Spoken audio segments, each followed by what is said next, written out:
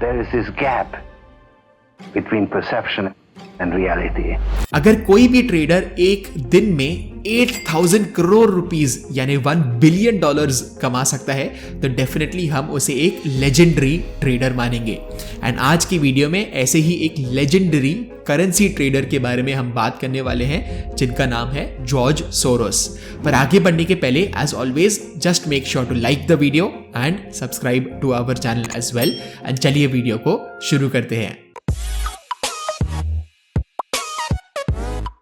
तो George Soros जो है वो एक ट्रेडर है, वो एक सोशल एक्टिविस्ट है, वो एक राइटर भी है एंड एक फिलैंथ्रोपिस्ट भी है। Also he is one of the richest people in the world. May 2022 के आसपास की अगर मैं बात करूं तो इनका नेटवर्थ जो है वो $8 बिलियन जितना है। एंड इनफैक्ट इन्होंने चैरिटी में भी बहुत ज़्यादा पैसे दिए हुए हैं। चैरिटी में इन्होंने $30 बिलियन जितना दे दिया है, तो that is more than almost 3x 4x of his net worth, right. So इनका नेटवर्थ है $8 बिलियन, बट एक्चुअली चैरिटी में ओवर द इयर्स इन्होंने $30 बिलियन से भी ज्यादा की आप बोल सकते हो चैरिटी की है, which is definitely a very noble thing. ये एक फंड मैनेज करते थे, क्वांटम फंड जिसका नाम है। ऑलमोस्ट 30 इयर्स के लिए इन्होंने मैनेज किया था, 1970 से लेके 2000 तक। And you will not believe इनका जो एनुअल CAGR था वो 30% था।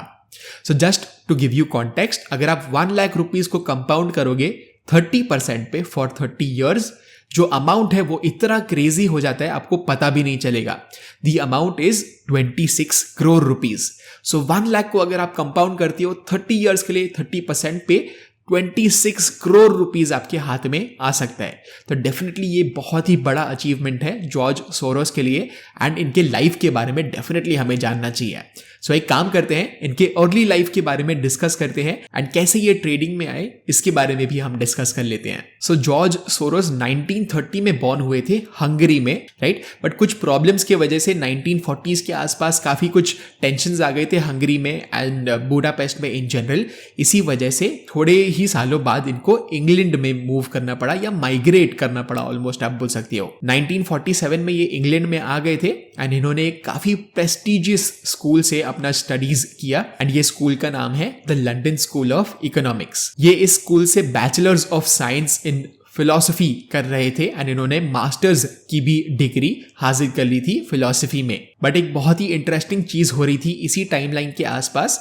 लंदन में आके इन्होंने काफ़ी अच्छे से फाइनेंशियल मार्केट से भी थोड़ा बहुत आप बोल सकते हो यहाँ पर इन्होंने एक्सपीरियंस लिया एंड देखा कि कैसे दूसरे ट्रेडर्स ट्रेड कर रहे थे लंदन में। तो इनको काफ़ी खुद भी इंटरेस्ट आ गया था फाइनेंशियल मार्केट्स में एंड एक्चुअली इन्होंने पूरी स्टडीज़ को ख़त्म तो ज़रूर किया 1954 के आसपास, बट इन्होंने परस्यू किसको किया? फाइनेंशियल मार्केट्स को किया, ना कि फिलॉसफी को। तो 1954 के आसपास इनको एक मर्चेंट बैंक में काम मिला था एंड यहीं से इन्होंने फाइनेंशियल इंडस्ट्री में एक बोल सकते हो एंट्री ली। जॉर्ज सोरोस थे वो बहुत ही हार्ड वर्किंग थे एंड बहुत ही ज़्यादा टैलेंटेड थे एंड एक कलीग ने ये चीज़ नोटिस की थी, ये काफ़ी अच्छे काम कर रहे हैं इस कंपनी में। तो इस कलीग ने जॉर्ज सोरोस को इनफैक्ट बोला कि आपको FM मेयर कंपनी जो यूनाइटेड स्टेट्स में है वहां पर जाके काम करना चाहिए, बिकॉज ये मोर टुवर्ड्स योर इंटरेस्ट है, राइट। तो इन्होंने क्या किया, इन्होंने इनकी बात मान ली, इस कलीग की बात मान ली एंड ये न्यूयॉर्क में शिफ्ट हो गए। तो न्यूयॉर्क में तो ये शिफ्ट हो गए एंड इनका जो लास्ट जॉब था न्यूयॉर्क में अराउंड 1963 में था। 1963 में ये एक फर्म में as a vice president join हुए थे एंड उन्हें काफ़ी अच्छे से इस फर्म को संभाला। इनफैक्ट इन्होंने अपना एक फर्स्ट हेज फंड भी आप बोल सकते हो, फर्स्ट फंड इन्होंने इस फर्म के अंडर खोला जिसका नाम था डबल ईगल। सो 1969 के आसपास इन्होंने $4 मिलियन फर्म का लिया एंड अराउंड $250,000 यानी $250,000 खुद का सेविंग से इन्होंने इस फर्म की शुरुआत की एंड काफ़ी अच्छे से ये हेज फंड चल रहा था। बट थोड़ा सा प्रोग्रेस होने के बाद, जैसे आप बोल सकते हो, थोड़ा सा एम्प्लॉयर जो है वो इतना अच्छे से ट्रीट नहीं कर रहा था जॉर्ज सोरोस को एंड थोड़े से डिफरेंसेस आ गए थे इस फर्म में और जॉर्ज सोरोस में। तो इन्होंने क्या सोचा कि मेरे पास स्किल्स तो आ गए हैं एज अ ट्रेडर एंड काफ़ी एक्सपीरियंस भी उनको मिल गया था ऐसे फर्म्स में काम करते करते। तो इन्होंने सोचा कि क्यों ना मैं खुद का एक फंड चालू करूं एंड उन्होंने एग्जैक्टली यही चीज की। सो अराउंड 1970 के आसपास इन्होंने खुद का फंड लॉन्च किया जिसका नाम था सोरोस फंड मैनेजमेंट। एंड इन्होंने इनफैक्ट क्या किया, जो प्रीवियस जो इनका फर्म था एंड वहां पर उस फंड का क्या नाम था, डबल ईगल, तो उन इन्वेस्टर्स को इन्होंने अप्रोच किया। उन्होंने ऑप्शन उनको ये दिया कि अगर आप चाहो आप डेफिनेटली मेरे फंड में, मेरे पर्सनल फंड में, which is again Soros fund management, उसमें आप आ सकते हो डबल ईगल से निकल के। सो काफ़ी सारे इन्वेस्टर्स ने सपोर्ट किया बिकॉज वो जॉर्ज सोरोस को काफ़ी अच्छे से जानते थे, उन पे ट्रस्ट रखते थे, इसलिए काफ़ी सारे इन्वेस्टर्स वहाँ से आप बोल सकते हो सोरोस फंड मैनेजमेंट में ज़रूर आ गए। इसी टाइम के आसपास इन्होंने सोरोस फंड का नाम चेंज कर दिया क्वांटम फंड में, जो आज भी क्वांटम फंड ही कहलाया जाता है। एंड इनका जो अप्रोक्सीमेटली एसेट्स अंडर मैनेजमेंट था वो अप्रोक्सीमेटली $12 मिलियन जितना हो गया था इस टाइम तक। जॉर्ज सोरोस तो काफी अच्छे एक ट्रेडर तो बन ही गए थे, but George Soros also believed in giving back to the society, यानी ये चैरिटीज में बहुत ही ज्यादा आप बोल सकते हो बिलीफ रखते हैं। एंड जैसे मैंने आपको वीडियो के स्टार्ट में भी बताया कि इन्होंने अपना ऑलमोस्ट 3 to 4 टाइम्स वेल्थ हो सकता था अगर इन्होंने चैरिटी नहीं की होती, बट ये बिकॉज बिलीव करते हैं चैरिटी में, ये आप बोल सकते हो इतने बिलियंस ऑफ डॉलर्स की इन्होंने चैरिटी की है अब तक। 1984 के आसपास इन्होंने एक ओपन सोसाइटी फाउंडेशन भी ओपन अप की थी, which is again a charitable firm. And जैसे मैंने आपको बताया ऑलमोस्ट $30 बिलियन से भी ज्यादा इन्होंने इस फर्म के थ्रू चैरिटेबल कॉजेज में दिया है। अगर आपको थोड़ा भी नॉलेज है जॉर्ज सोरोस के बारे में तो आपको पता होगा कि इनको एक नाम दिया गया था जो काफी फेमस, इनका आप बोल सकते हो सेकंड नेम हो गया था। एंड ये नाम क्या था, the man who broke the bank of England, right. So काफी टेरराइज्ड ये आप बोल सकते हो स्टेटमेंट लगता है, but let's hear the story about this. And ये काफी अच्छी एक इंटरेस्टिंग स्टोरी है जो आपको डेफिनेटली पता लगना चाहिए। एंड इसी वजह से वो एक दिन में $1 बिलियन कमा सके थे। सो अराउंड 1979 के आसपास यूरोपियन मॉनेटरी सिस्टम यानी EMS बनाया गया था जर्मनी और फ्रांस के इनिशिएटिव से। EMS एक ही रीजन की वजह से बनाया गया था ताकि यूरो जो है उसको हम एज अ करेंसी स्टेबल रख पाए। तो जो भी दूसरे करेंसीज थे यूरो के साथ जो लिंक्ड थे उनको स्टेबल रखना EMS का आप बोल सकते हो काम था। तो यहां पर ब्रिटेन को भी एक्शन लेना पड़ रहा था थोड़ा बहुत, बिकॉज क्या हो रहा था, ब्रिटेन में काफी हाई इन्फ्लेशन चल रहा था एंड इसी वजह से थोड़ा सा करेंसी में जो है वो मूवमेंट देखने को मिल रहा था। सो ये जॉर्ज सोरोस को पता लग गया था कि जो इन्फ्लेशन है वो बढ़ते जा रहा है एंड जो यूके का गवर्नमेंट है वो इंटरेस्ट रेट्स नहीं बढ़ा रहा था।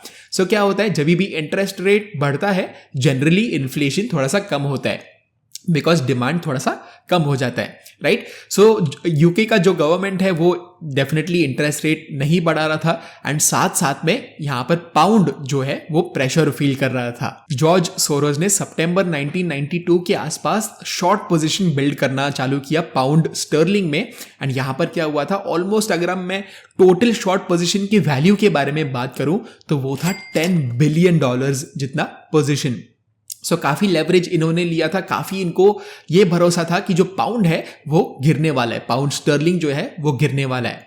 एंड बैंक ऑफ इंग्लैंड ने क्या अनाउंस किया था कि ये परचेजिंग शुरू करने वाले हैं पाउंड का, राइट। तो यहां पर क्या हुआ, जॉर्ज सोरोस तो शॉर्ट पोजीशंस इंक्रीज करते ही जा रहे थे $1 बिलियन से लेकर $10 बिलियन तक।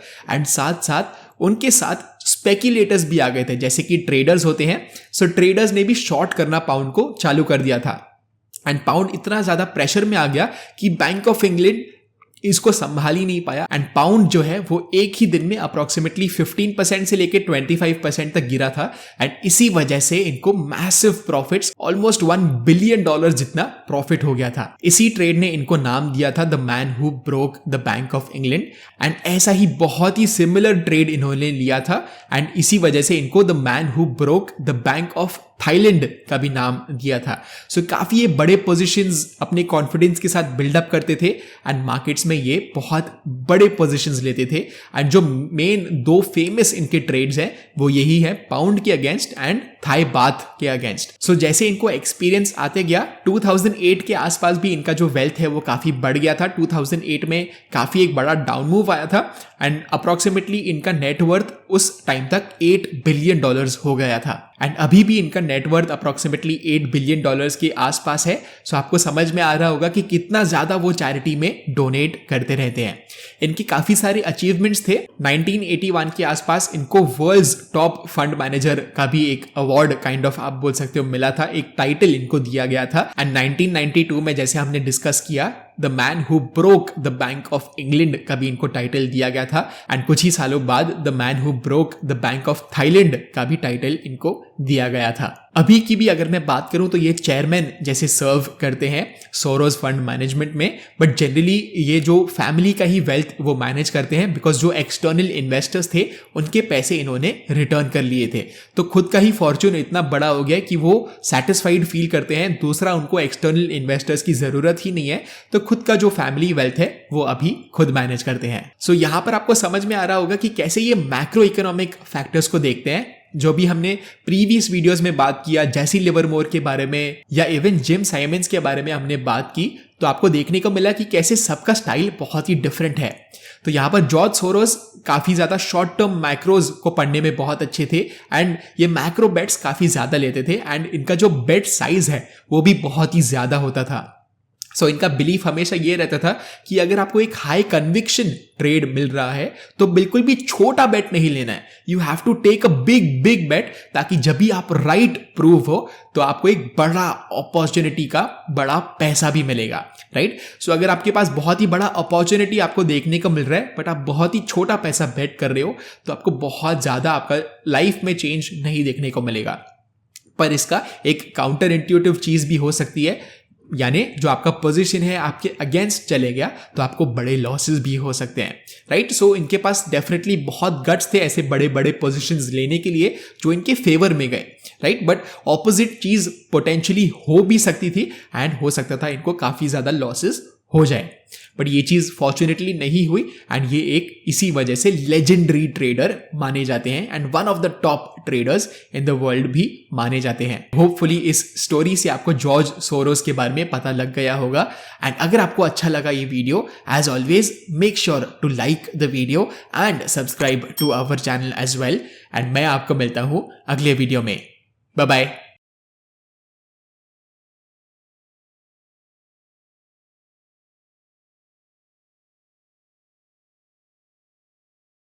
Investment in securities market are subject to market risks. Read all the related documents carefully before investing. Please read the risk disclosure documents carefully before investing in equity shares, derivatives, mutual fund, and or other instruments traded on the stock exchanges.